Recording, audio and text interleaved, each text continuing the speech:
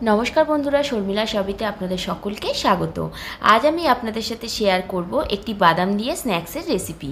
সন্ধ্যাবেলা এই বৃষ্টির দিনে চা দিয়ে এই বাদাম পকোড়া যদি আপনারা একবার বানিয়ে খান, তাহলে তো সেদিন সন্ধ্যে চায়ের আড্ডাটা কিন্তু পুরো জমেই যাবে।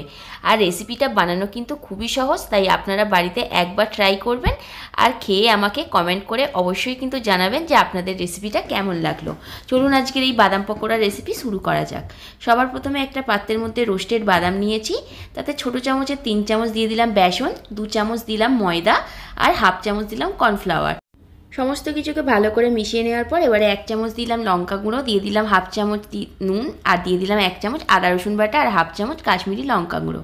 এরপর সমস্ত কিছুকে আবার চামচের সাহায্যে ভালো করে মিশিয়ে নেওয়ার পর এবার অল্প অল্প করে জল দিয়ে আমি এইভাবে ছিটে দিয়ে দিয়ে আমি কিন্তু পুরোপুরি পাকোড়ার জন্য এইটাকে রেডি করে নেব। আপনারা চাইলে এইভাবেও করতে পারেন, আবার ব্যাটারগুলো একটা একটা করে বাদাম দিয়েও এইভাবে আপনারা তেলের মধ্যে ছাড়তে পারেন, কিন্তু সেটা করলে অনেকটা সময় নষ্ট হবে, তাই এইভাবে করলে আপনাদের সুবিধাই হবে। দেখুন সমস্তটা রেডি করে নিয়েছি। এবার এখানে তেল গরম করে তাতে দিয়ে দিলাম এই মিক্স করা পকোড়াগুলো। এইভাবে পকোড়াগুলো আপনাদের ভেজে নিতে হবে। এইভাবে আমি প্রত্যেকটা পকোড়াকে ভেজে নিচ্ছি। দেখুন সমস্ত পকোড়াগুলো মচমচে লাল লাল করে ভাজা হয়ে গেছে, আপনারাও ভেজে নেবেন।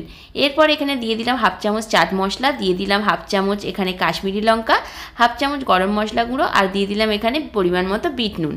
সমস্ত কিছুকে খুব ভালো করে এবার মিশিয়ে নিচ্ছি, যাতে এই পকোড়াগুলোর গায়ে খুব ভালো করে মশলাটা লেগে যায় আর খেতেও খুব ভালো লাগে তার জন্য। দেখতেই পাচ্ছেন আজকের এই ইভিনিং স্ন্যাক্স কিন্তু আমার পুরোপুরি রেডি হয়ে গেছে।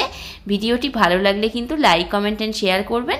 আর যারা চ্যানেলটিকে সাবস্ক্রাইব করেননি, চ্যানেলটিকে সাবস্ক্রাইব করে দিয়ে পাশে থাকবেন।